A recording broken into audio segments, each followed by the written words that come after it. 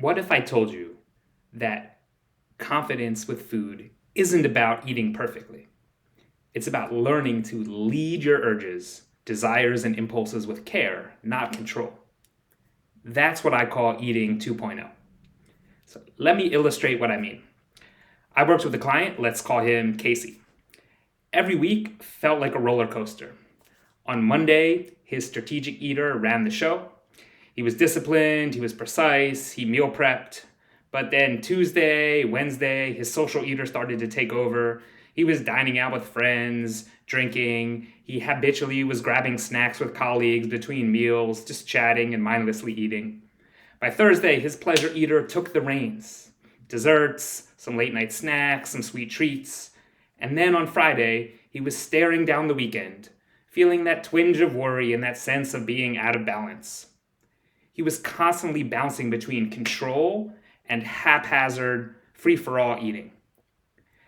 This is not about dessert. It's not about a single indulgent meal.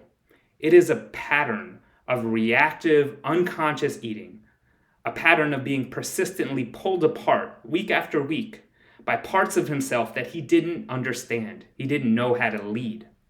So by Sunday, his body felt worn out, and mentally, he was frustrated. He was convinced that he'd never break out of this pattern. You might recognize yourself in Casey's struggle. As I talked about in the previous videos, the hyperpalatable, formulated superabundance of Food 2.0 makes it harder than ever to find balance and harmony with food. But here's the catch. If you want to eat differently, you have to first stop trying to eat differently. Instead, turn inward, examine your own eating habits.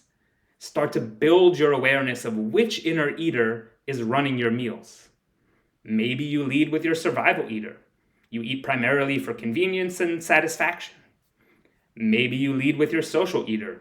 Food is mostly about doing the right thing, following family rules, or honoring your cultural or religious food traditions. Maybe you lead with your strategic eater.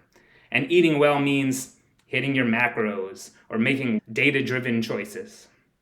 Whatever it is, all of these motivations are real, and each one has wisdom. The problem comes when we try to live from only one part, one story. We miss the larger picture.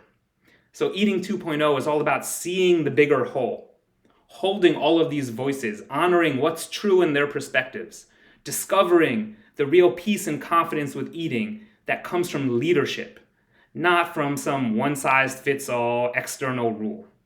And this is where the care model comes in. Care is how you step into the leadership seat of your inner eaters. You start guiding them instead of being pulled apart by them. Care stands for curious, appreciative, responsible, exploratory eating. Curious. Open your awareness. You notice which inner eater is in charge. What is it saying? And you do so without judgment. Appreciative.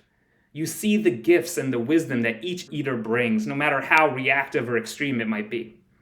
Responsible. You take responsibility for the shadows, the fears of your inner eaters that drive them towards these compulsive behaviors.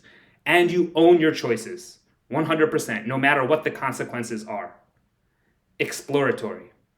Experiment, expand what is possible. This is about finding new ways of eating that honor all of your inner eaters, that move you towards your larger goals and your aspirations. The care model gives you a practical, repeatable way to honor each voice inside you, to make clear decisions, and to finally feel in charge rather than at war with yourself.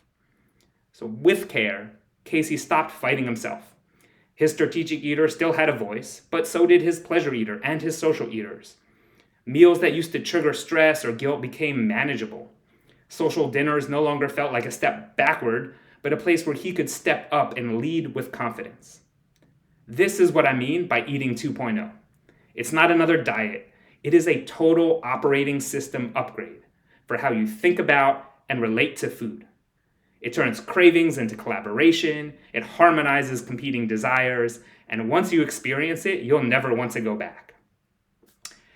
And so no matter where you are with your eating, seeking health, moderation, or connection, I want to help you start leading your inner eaters.